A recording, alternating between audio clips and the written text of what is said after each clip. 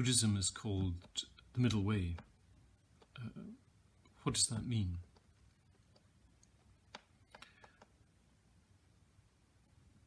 The most common way of describing the middle way was as a neither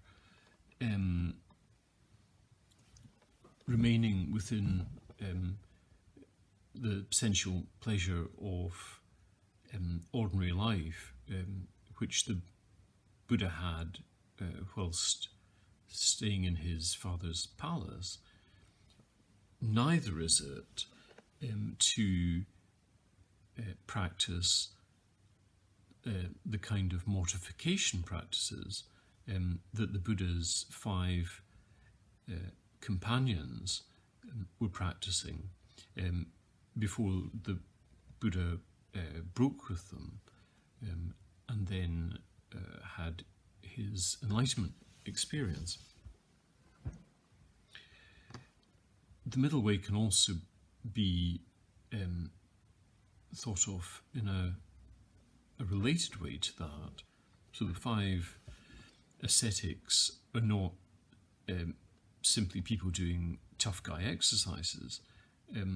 They're doing these grueling mortification practices from a belief that each of us has an unchanging soul that is, as it were, trapped by the body and trapped by the circumstances of our existence. And through these practices of mortification, liberation can be attained.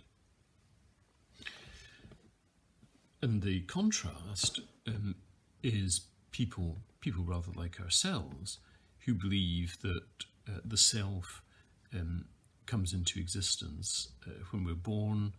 It continues throughout our life. It's the owner and agent of our experience, and at death it's all over.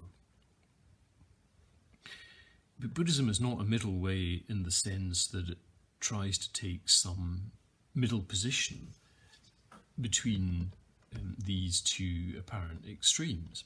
In fact, it takes an even more extreme position by denying that there's an essence of self at all.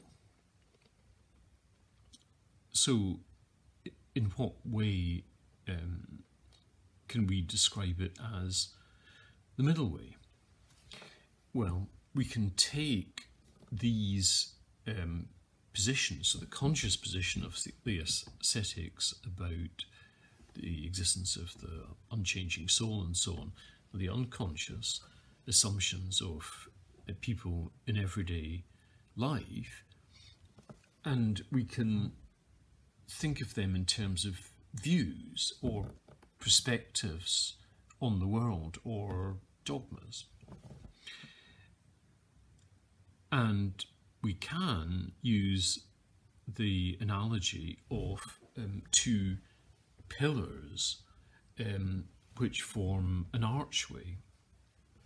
So the middle way is not a position, it's the space of expression and freedom and emptiness between those 2 pillars. So a bird can land and can make its home on either of these pillars, but it can't fly through them. But the bird cannot make its home in emptiness.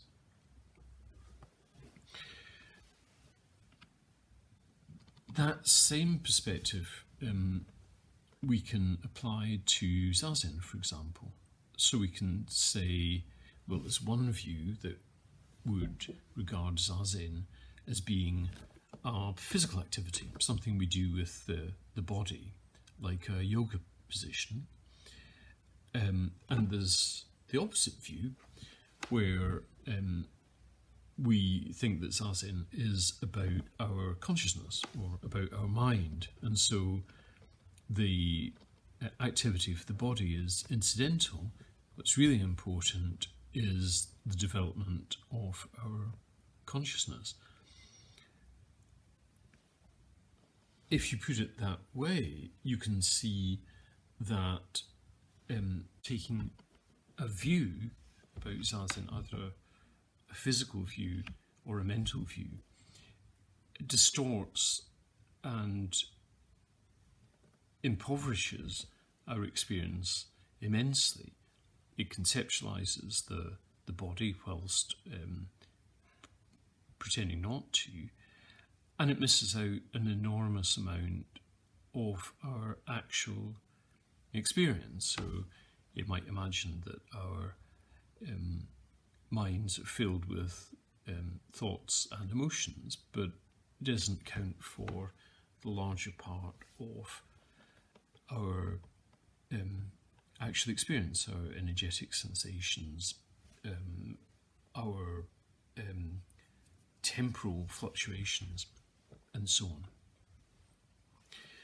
So taking a view, any view,